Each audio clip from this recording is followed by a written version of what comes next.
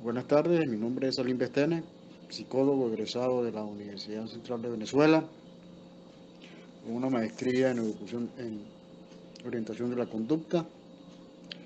He trabajado en educación especial durante 32 años, profesor del IUT y actualmente asesoro a la Policía Municipal y a los bomberos del Estado Táchira. Con respecto al primer ítem, que se conoce acerca del reclutamiento infantil, esto tiene que ver directamente con un proceso estrictamente cultural y se genera específicamente en la frontera de Venezuela, que es allí donde está ese proceso internalizado durante mucho tiempo en Venezuela. Con respecto a la segunda pregunta, que si hay programas de prevención, actualmente el Ministerio de Educación Popular en Venezuela está elaborando conjuntamente con los docentes actividades que tienen que ver casualmente con la seguridad y la prevención de las niñas, niños y adolescentes por ese flagelo. La Policía Nacional, dentro de sus objetivos de seguridad, conjuntamente con el Ministerio de Educación, están diseñando, valga la redundancia, programas de prevención. Es decir, plantea el proceso primero a los padres, para que ellos vean las circunstancias que puedan acarrear la conducta en la frontera. Y segundo, conjuntamente con la docencia, dentro de los objetivos programáticos pedagógicos, se plantean explicaciones con respecto a la prevención, con respecto a la prevención sobre todo de reclutamiento infantil y adolescente. Con respecto a apadrinar un niño, niño adolescente, es importante plantear que en estos programas tenemos, dentro de la función de los psicólogos, orientar primero a la familia y segundo, lógicamente, al niño, niño adolescente de las conductas adquiridas en el momento de que ellos son objeto de ese reclutamiento. Y a su vez, el gobierno venezolano, sin tanto papeleo, se ubica a esos niños, niños adolescentes colombianos y con mucho gusto le damos la asistencia en el Estado de Venezuela.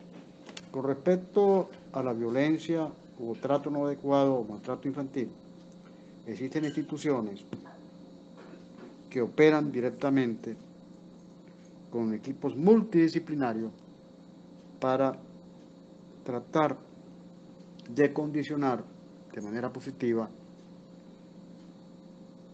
a ese niño y adolescente. Entre eso tenemos la Fiscalía, tenemos una ley que es la de la niña, niño y protección de la niña y niño adolescente, que es la LOMNA, los cuales se le dan todas las herramientas necesarias para poder continuar sobrellevando, reitero, ese proceso de integración a la sociedad. Con respecto al ítem de los desmovilizados, deberían ser juzgados sin ningún tipo de beneficio. Eso hay que corregirse de acuerdo a la ley del Estado. Y nosotros tenemos leyes muy explícitas en eso. Como sugerencia metodológica a través de la psicología, sí se deben dar herramientas para que ese niño, niño adolescente, de manera objetiva, trate de modificar las conductas aprendidas en el momento de que fueron objeto de ese reclutamiento. No obstante, repito, las leyes son muy estrictas en ese proceso y para eso existen las leyes para resguardo de la niña, niña y adolescente. Por cuanto deben estar apegados a la ley. De acuerdo al ítem de cómo se trabajaría el tema de la discriminación, en mi práctica cotidiana tuve un programa de radio durante 14 años que se llamó Adolescentes Hoy, y ahí nosotros participábamos con grupos multidisciplinarios tratando de resolver cómo se podría modificar conductas en esos muchachos o en esas muchachas. Equipos multidisciplinarios como por ejemplo psiquiatras, neurólogos, antropólogos, sociólogos, psicólogos sociales, para poder hacer con ese múltiple proceso cognitivo de los especialistas, establecer todas las posibilidades posibles de poder controlar esa discriminación y exclusión que muchas veces tenían esos muchachos porque lo etiquetaban o le colocaban una estereotipia. No obstante, después de varios procesos, programas, charlas que dimos en los liceos, en las escuelas, en las universidades, se logró concientizar el proceso de cambio de esas niñas, niños y adolescentes. Nosotros sabemos que el Estado tiene bastante responsabilidad dentro de sus políticas. No obstante, los padres deben tener igualmente la responsabilidad en la formación de valores de sus niñas, niños y adolescentes.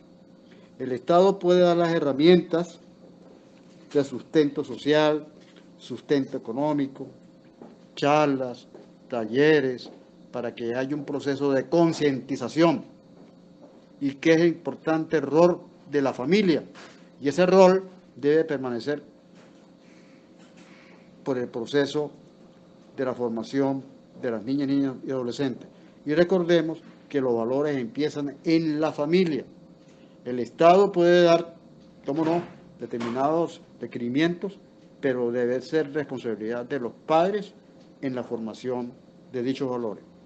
No obstante, si desafortunadamente no existe la presencia del padre o no hay una familia bien constituida, lógicamente ahí el Estado sí debe intervenir. Este último ítem, estimados compañeros, compañeras de la encuesta, creo que es el punto central de la problemática que existe actualmente por el reclutamiento infantil.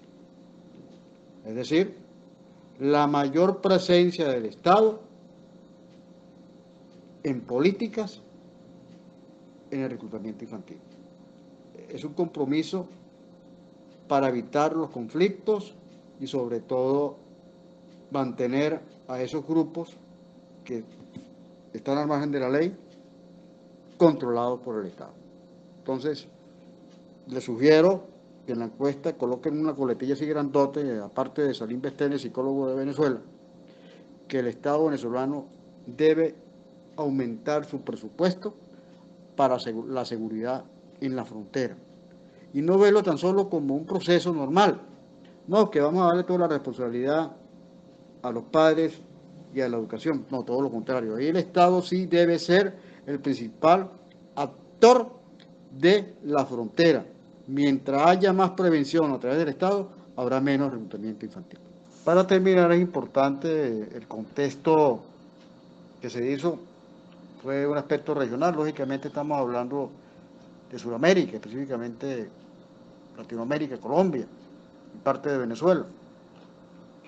Pero repito, como lo dije inicialmente, es un problema netamente cultural que se ha llevado a cabo a otros países. Si hablamos a nivel global, se debe plantear primero el contexto en el cual se convive ese niño, esa niña, ese adolescente, y cómo se puede hacer la prevención, porque la prevención que yo hago acá no es la misma prevención que yo debo hacer en Inglaterra.